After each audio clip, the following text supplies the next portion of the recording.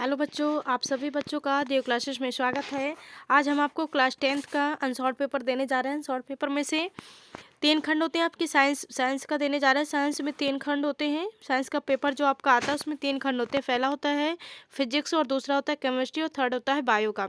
तो तीसरा नंबर यहाँ पे तीसरा खंड जो खंड ग होता है आपका बायो, उसके बारे में बताने जा रहे हैं।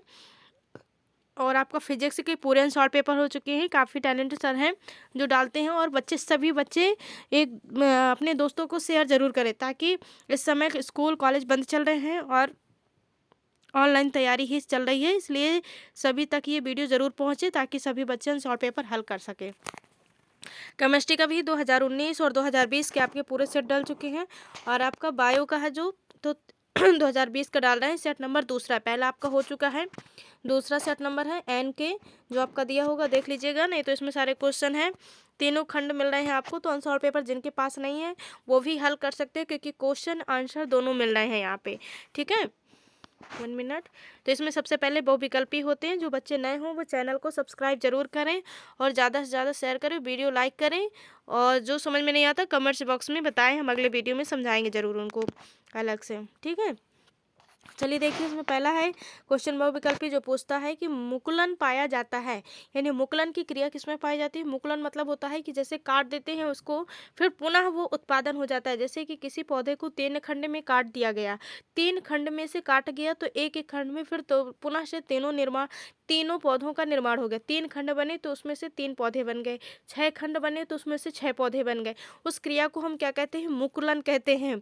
तो ये किस पौधे में पाया जाता है, हाइड्रा में पाया जाता है। हाइड्रा को जो होता है, हाइड्रा को अगर 3 खंडों में विभाजित कर दिया गया तो उसके पुनः से 3 पौधे बन जाएंगे। इसी प्रकार से मुकुलन की क्रिया किसमें होती है, हाइड्रा में होती है। अगला क्वेश्चन है जीवाश्म ऊर्जा का स्रोत क्या होता है, यानी जीवाश्म ऊर्जा का जो आपका स्रोत होता है वो क्या होता है। जीवाश्म ऊर्जा किस में पाई जाती है सबसे ज़्यादा। जीवाश्म ऊर्जा का स्रोत का कारण क्या होता है, ये आपका कोयला होता है। क्या होता है, कोयला। आपका राइट आंसर इसका क्या होगा, कोयला। अगला क्वेश्चन देखते हैं। इसमें पूछा गया है कि निम्नलिखित में से कौन सा मानव में मादा जनन तंत्र का भाग नहीं है। उसमें से आपके 4 नंबर दिए होंगे कि मादा जनन तंत्र का भाग नहीं है।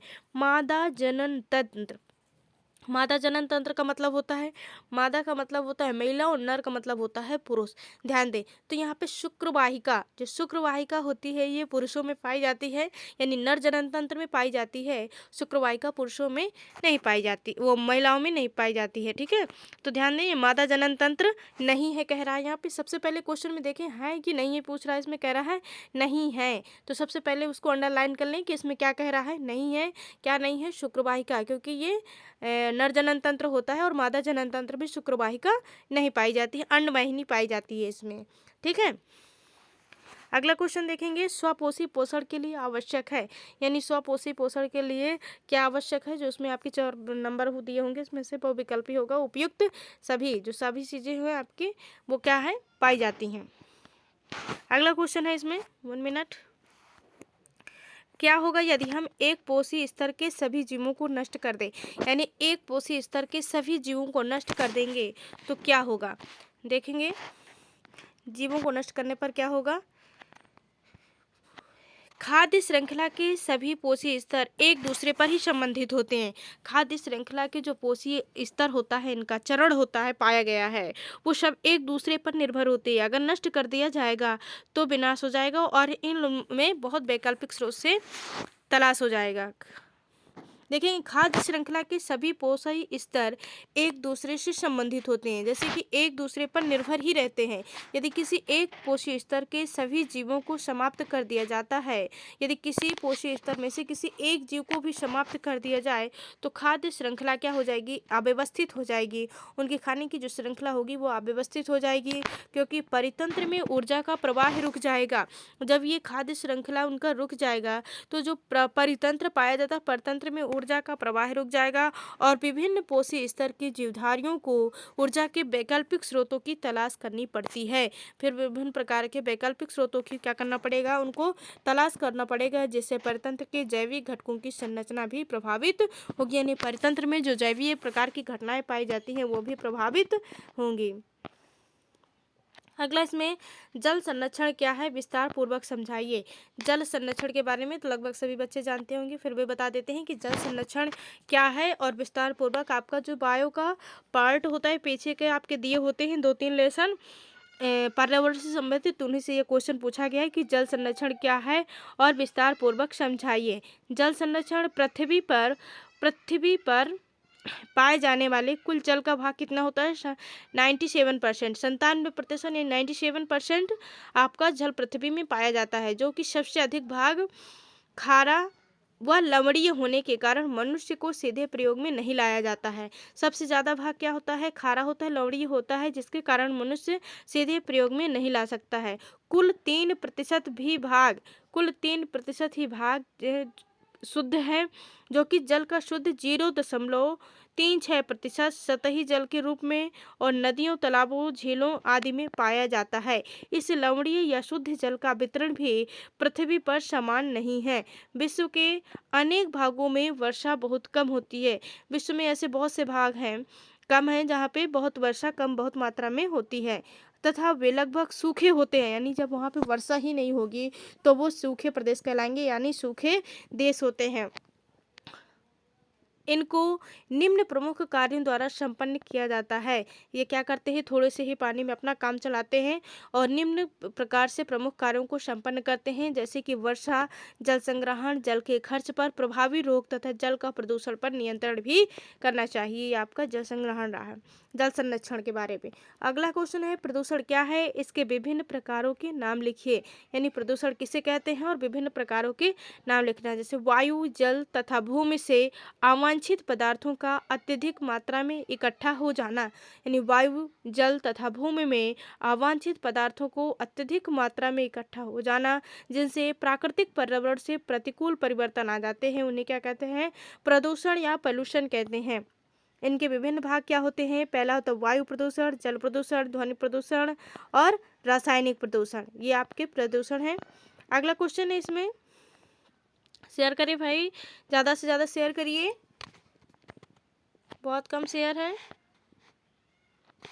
ओके, चलिए अगला क्वेश्चन है, इसमें पौधों में जल का परिवहन किसके द्वारा होता है और इसकी क्रियाविधि को समझाइए। यानी पौधों में जल का परिवहन, जल और खनिज लवण पाया जाता है, तो जल का परिवहन किसके द्वारा होता है और इसको समझाना है, क्रियाविधि बताइए। पौधों में जल तथा खनिज लवणों का परिवहन जाइलम द्वारा होता है। जो जल तथा खनिज लवण का परिवहन होता है वो जाइलम द्वारा होता है। अगर प्रश्न पूछ ले पौधों में भोजन का परिवहन कहाँ से होता है, तो फ्लोएम होता है। मतलब जाइलम से जल का परिवहन और फ्लोएम से भोजन का परिवहन होता है।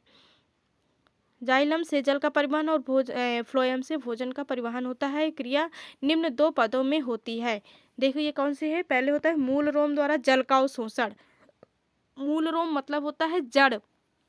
जड़ में जो आप देखे होंगे कई प्रकार की शाखाएं पाई जाती हैं, उन्हीं को बोलते हैं मूल रोम। मूल मतलब होता है जड़ और रोम मतलब जो रेशे निकले होते हैं उन्हीं को रोम बोलते हैं। तो मूल रोम द्वारा जल का अवशोषण किस प्रकार से होता है, तो जब मिट्टी में आप पानी डालते हैं तो मूल रोम के द्वारा ही पूरे पौधे में पानी पहुंचता है। तो भूमि से जल का अवशोषण मूल रोम के द्वारा परासरण दाब से भिन्नता के कारण होता है। जब भूमि में पानी डाला जाता है तो उसमें परासरण दाब यानी अपने की तरफ पानी से क्रिया करने लगती हैं जड़ें, जिससे कि मूल रोम के कारण ही पूरे पेड़ पौधों की कोशिकाओं तक पहुंचता है।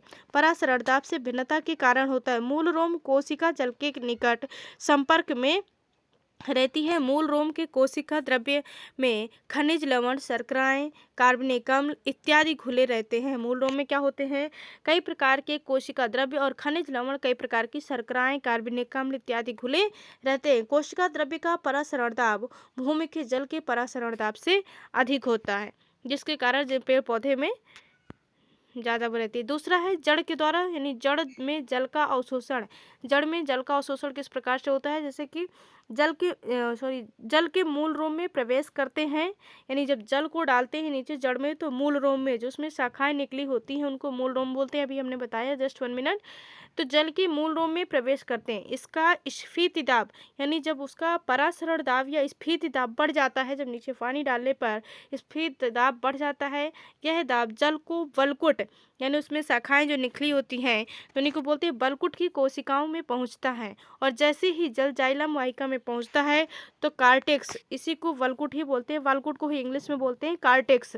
कार्टेक्स कोशिकाएं पिचक जाती हैं, यानी वलकुट की कोशिकाएं पिचक जाती हैं और पुनः से जल प्राप्त कर दी जाए तो कोशिका स्फीत होकर के यानी प्रफुल्लित होकर के जल को जाइलम वाहिका में धकेलती हैं। इस प्रकार कार्टेक्स कोशिकाएं पंप के समान कार्य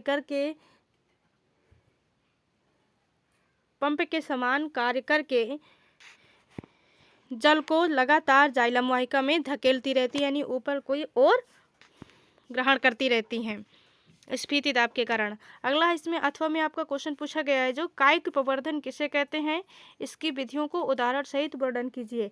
कायिक प्रवर्धन या इसी को कायिक प्रजनन भी बोलते हैं। तो कायिक प्रवर्धन या कायिक प्रजनन किसे कहते हैं, इसकी विधियों को उदाहरण द्वारा समझाइए कि इसका क्या है। पौधे के वर्धी भागों में जैसे तना वर्धी भाग होते हैं, जैसे कि तना, जड़, पत्तियों पर उपस्थित कलिकाओं के द्वारा नए पादप का निर्माण होता है। यानी जैसे कि इनमें कई प्रकार की तना में कई शाखाएं निकलती हैं और पत्तियों से भी उसमें छिद्र दिखाई देते हैं और जड़ में कई शाखाएं निकलती हैं। उसमें कह रहा है कि उपस्थित कलिकाओं के द्वारा नए पादप का निर्माण वृद्धि, प्रवर्धन या प्रजनन कहलाता है। वृद्धि, प्रवर्धन यानी जो उनकी वृद्धि होती है वही प्रवर्धन या प्रजनन कहलाता है। जैसे कि आलू में शाखाएं निकल आती हैं और गुलाब आदि। पौधे में कायिक जनन के प्रकार क्या होते हैं, प्राकृतिक कायिक जनन होता है इसमें और कृत्रिम कायिक जनन। कितने होते हैं, प्राकृतिक कायिक जनन और कृत्रिम कायिक जनन। तो प्राकृतिक कायिक जनन देखेंगे कि किस में होता है। पौधों में कायिक अंगों की कलिकाएं विकसित होकर के नए पौधों का निर्माण करती हैं। कायिक अंगों की कलिकाएं विकसित करके जैसे कि उसमें शाखाएं लगा देते हैं और या कलियां लगा देते हैं तो नए पौधे का निर्माण हो जाती है। स्वतः होने वाले इस जनन को प्राकृतिक कायिक जनन कहते हैं। जैसे कि जड़ों द्वारा, कुछ पौधे जैसे रहेलिया, शकरकंद आदि की जड़ों द्वारा होती हैं। तनों द्वारा जैसे आलू, हल्दी, अदरक, अरबी। आपने देखा होगा कि आलू में भी निकल आते हैं पंख से और हल्दी में भी गांठ सी होती है और अदरक में भी ऐसे, अरबी में उसी प्रकार से। तो ये तनों द्वारा होता है। इन पे कायिक प्रवर्धन किसके द्वारा होता है, तनों के द्वारा। ये आपका जो आलू में वो निकले होते हैं पंख से, उन्हीं को बोलते हैं तना आलू का। और इसी प्रकार से आपका अदरक में भी होता है, अरबी में होता है और हल्दी में। तो इनमें प्रजनन कहाँ के द्वारा होता है, तना के द्वारा होता है, याद रखें। पत्तियों में ब्रायोफिलम, ब्रायोफिलम पौधा आपका होता है जो सिर्फ ब्रायोफिलम में ही पत्तियों के द्वारा प्रजनन की क्रिया होती है। यह आपका रहा प्राकृतिक विधि। और कृत्रिम विधि क्या है, कृत्रिम विधि का प्राकृतिक मतलब प्रकृति के द्वारा जो होता है और कृत्रिम का मतलब है कि जो मनुष्य के द्वारा निर्माण किया जा सके, वो कृत्रिम विधि होती हैं। जैसे कि इसमें पूछा गया है, कृत्रिम विधि में पौधों में इस प्रकार का जनन मनुष्य द्वारा स्वयं कराया जाता है। पौधों में इस प्रकार का जनन मनुष्य द्वारा स्वयं कराया जाता है, भी हमने आपको बताया भी। इसकी निम्नलिखित विधियां होती हैं, जैसे कि कलम लगाना। कलम अपने आप प्राकृतिक रूप से थोड़ी नहीं लग जाती, ये तो कृत्रिम विधि है, क्योंकि मनुष्य इसको कलम काट करके किसी भी पौधे की स्वयं लगाता है। इसलिए जो मनुष्य के द्वारा विधियां होती हैं वो कृत्रिम विधि होती है। जैसे कि गुलाब, गुड़हल आदि। आप गुलाब देखा होगा कि गुलाब की कलम काट के गुड़हल की बहुत सारे लोग लगाते हैं, जिससे लग जाते हैं। दाब लगाना, दाब का मतलब है जैसे कि बेला, चमेली, कनेर आदि, इनको मतलब कि उनकी डाल काट करके तेजी से दबा देते हैं, जिससे दाब लगा करके लगाए जाते हैं। अगला क्वेश्चन है इसमें, तंत्रिका तंत्र को परिभाषित कीजिए। एक तंत्रिका कोशिका का नामांकित चित्र बनाइए। ये आपके चैप्टर से हालांकि इस साल सिलेबस से कटा हुआ है, लेकिन फिर भी हमने आंसर पेपर में क्वेश्चन पूछा गया है तो इसलिए हमने हल करा दिया है। और ये आपका 2021 और 22 दोनों सन में कटा हुआ है। तंत्रिका तंत्र, ये लेसन का नाम है नियंत्रण एवं समन्वय। तो दोनों ये इसी के अंतर्गत का ये भी है। फिर भी अगर आपके आंसर पेपर में आया है तो एक बार पढ़ लें ज़रूर, अगर आए तो छोड़े नहीं बच्चे। अगर आपके एग्जाम में आ जाता है, इसलिए बाद में ये ना हो कि ये हमने तैयार नहीं किया है, इसलिए ज़रूर देखें और शेयर करें ज़्यादा से ज़्यादा। चलिए देखिए, इसमें शरीर में तंत्रिका कोशिकाओं से बना तंत्र होता है और तंत्रिकाएं संवेदी अंगों से उद्दीपनों को ग्रहण करके मस्तिष्क या मेरुरज्जु तक पहुंचती हैं।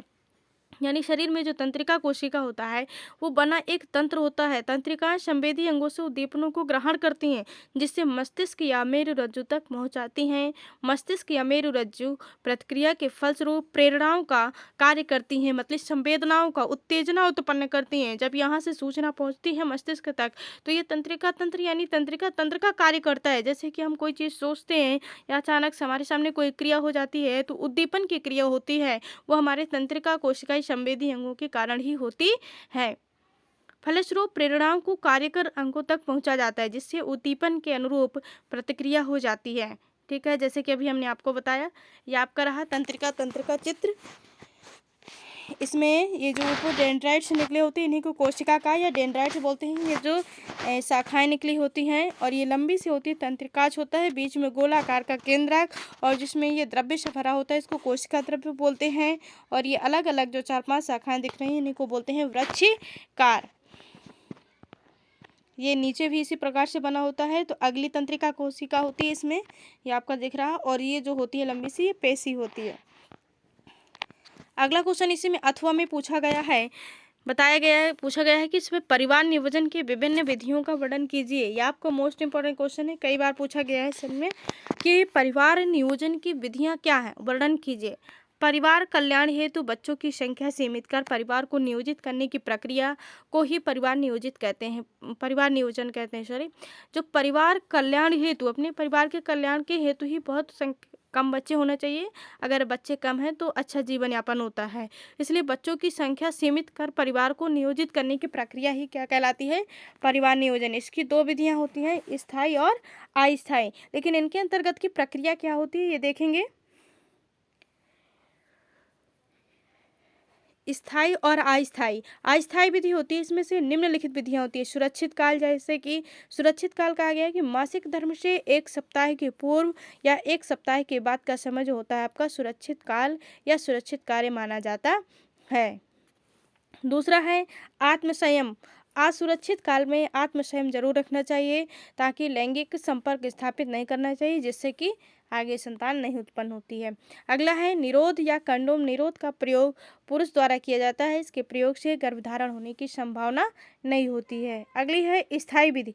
स्थायी विधि में क्या होता है, ऑपरेशन की क्रिया होती है, महिला का ऑपरेशन और पुरुष का ऑपरेशन इसमें दिखाया गया। ये निम्नलिखित 2 प्रकार की विधियां होती हैं। महिला का ऑपरेशन देखेंगे कि स्त्रियों में जो छोटी सी स्त्रियों में छोटी सी शल्य चिकित्सा द्वारा अंडवाहिनी यानी फैलोपियन नलिका, अंडवाहिनी को ही इंग्लिश में बोलते हैं, फैलोपियन नलिका को काट करके बांध दिया जाता है, जिससे अंड गर्भस्थ तक नहीं पहुंचता है और निषेचित नहीं होता है। स्त्रियों में होने वाली शल्य क्रिया को 1 मिनट, यहाँ पे थोड़ा सा मिस्टेक है लिखने में, किस बच्चों से हो गया। यहाँ पे शल्य क्रिया को नसबंदी या ट्यूबेक्टोमी कहते हैं। क्या कहते हैं, नसबंदी या ट्यूबेक्टोमी कहते हैं। दूसरा इसमें है पुरुष का ऑपरेशन। जब पुरुषों में छोटी सी एक शल्य क्रिया होती है, इसमें शुक्रवाहिनी है, जो पुरुषों में शुक्रवाहिनी पाई जाती है और स्त्रियों में अंडवाहिनी पाई जाती है। तो शुक्रवाहिनी को काट करके बांध दिया जाता है, जिसके कारण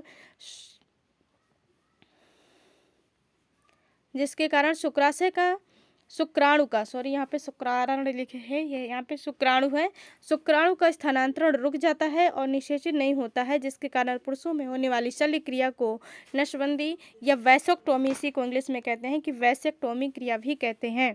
अथवा में आपके इसी में प्रश्न पूछा गया है कि मानव पाचन तंत्र का नामांकित चित्र बनाइए और पाचन क्रिया का भी वर्णन कीजिए। यानी मनुष्य में जो पाचन की क्रिया होती है उसका पूरा आपको चित्र बनाना है यहाँ पे, और इसका वर्णन करना है कि किस प्रकार से, कहाँ से होता है। पहले होता है मनुष्य में पोषण या पाचन तंत्र की क्रिया किस प्रकार से होती है। देखेंगे कि भोजन के लिए ग्रहण किए गए जटिल पदार्थों को, जैसे कि आप बहुत सारे जटिल या सरल और तैलीय और तरल भी चीज़ें खाते हैं, तो देखेंगे कि इसका पाचन किस प्रकार से होता है। आप बहुत सी कठोर चीज़ें भी खाते हैं, सॉफ्ट चीज़ें भी खाते हैं, लेकिन ये पता नहीं होता किस प्रकार से पाचन क्रिया संपन्न होती है। भोजन के लिए ग्रहण किए गए जटिल पदार्थों को शरीर द्वारा प्रयोग में लाए जाने वाले उपयुक्त सरल रूप से अपघटित करने की क्रिया पाचन क्रिया कहलाती है। यानी अलग अलग खंडों में विभाजित करने की क्रिया क्या कहलाती है, पाचन क्रिया। इस क्रिया को कार्य करने के लिए मानव शरीर का संपूर्ण तंत्र पाया जाता है, जिसे ही आप पाचन तंत्र कहते हैं। जैसे कि पहले अंतर्ग्रहण की क्रिया होती है, इसमें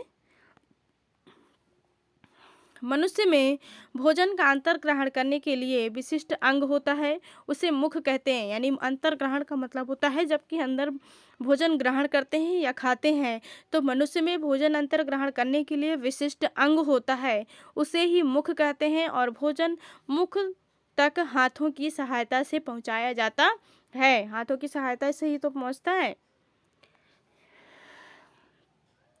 अगला है आहार नाल।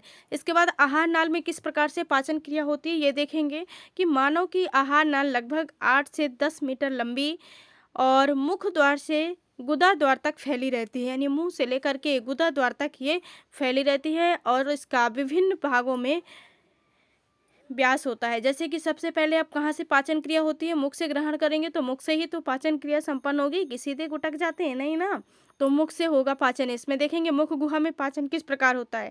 यह भोजन नली का अग्रभाग होता है, क्योंकि सबसे पहले भोजन हम मुंह में ही डालते हैं, तो यह भोजन पाचन क्रिया का सबसे पहला भाग होता है। यानी भोजन नली का अग्रभाग होता है, इसी के द्वारा भोजन को अंतर ग्रहण किया जाता है, यानी अंदर ग्रहण करेंगे। और इसमें जो दांत पाए जाते हैं हमारे मुंह में,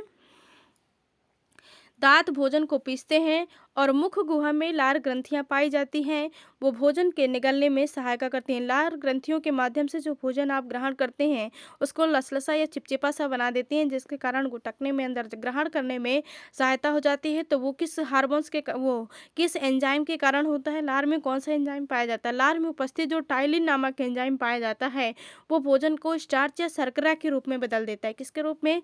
स्टार्च या शर्करा के रूप में बदल देता है, जिससे अंदर ग्रहण करने में आसानी होती है। दूसरा इसमें ग्रास नली में पहुंचता है। इसके बाद ग्रास नली में पाचन किस प्रकार से होता है। ग्रास नली में कोई पाचन ग्रंथियां नहीं होती हैं। ग्रास नली में आपकी किसी भी प्रकार की पाचक ग्रंथि नहीं पाई जाती है। और भोजन जब ग्रास नली से होकर के गुजरता है तब एमाइलेज की क्रिया संपन्न होती है। क्या होती है इसमें? एमाइलेज की क्रिया चलती रहती है और भोजन आसानी से अमाशय में पहुंच जाता है। एमाइलेज का मतलब होता है कि जैसे उसमें अभी आपने देखा कि लार में टाइलिन नामक हार्मोन्स पाया जाता है, जिसके कारण वो शर्करा में बदल जाता है। तो वही एमाइलेज की क्रिया चलती रहती है और भोजन आसानी से अमाशय में पहुंच जाता है, क्योंकि वहाँ पे लसलसा सा चिपचिपा सा पदार्थ बन जाता है, जिसके कारण आसानी से अमाशय तक पहुंच जाता है। इसके बाद अमाशय में पाचन कैसे होता अमाशय में भोजन आते ही गैस्ट्रिन नामक हार्मोन्स, अमाशय में गैस्ट्रिन नामक एक हार्मोन्स पाया जाता है, जिसके कारण पाचन होता है। अमाशय में भोजन आते ही गैस्ट्रिन नामक हार्मोन्स निकलता है, जो जठर ग्रंथियों को सक्रिय करता है। यानी जो हमारे पेट में जठर ग्रंथियां, यानी अमाशय में जठराग्नि जिसे बोलते हैं, जठर ग्रंथियां पाई जाती हैं, वो जठर रस निकालता है, जिसके कारण उसमें हाइड्रोक्लोरिक अम्ल, यानी जिसमें हमारे अमाशय में जठर रस के द्वारा निकला हुआ हाइड्रोक्लोरिक अम्ल, पेप्सिन, रेनिन नामक एंजाइम होते हैं, जो भोजन को अम्लीय बना देता है। जो आपका हाइड्रोक्लोरिक अम्ल होता है और पेप्सिन, रेनिन नामक एंजाइम होते हैं, ये भोजन को हमारे अम्लीय रूप से बना देते हैं, जिसके कारण पचने की क्रिया आसानी से हो जाती है और जल्दी होती है, तथा भोजन को कठोर कणों को गला देता है। और जो हाइड्रोक्लोरिक अम्ल पाया जाता है आपका, ये पेप्सिन, रेनिन नामक एंजाइम पाए जाते हैं, जो आप कठोर से कठोर भी भोजन ग्रहण करते हैं, तो जिसके कारण ये क्या करते हैं, कठोर भोजन को गला देते हैं। अम्लता के कारण कठोर भोजन क्या होता है, गल जाता है। इसके बाद छोटी आंत या ग्रहणी में पाचन होता है। छोटी आंत को ही ग्रहणी बोलते हैं। अमाशय से भोजन छोटी आंत में आता है और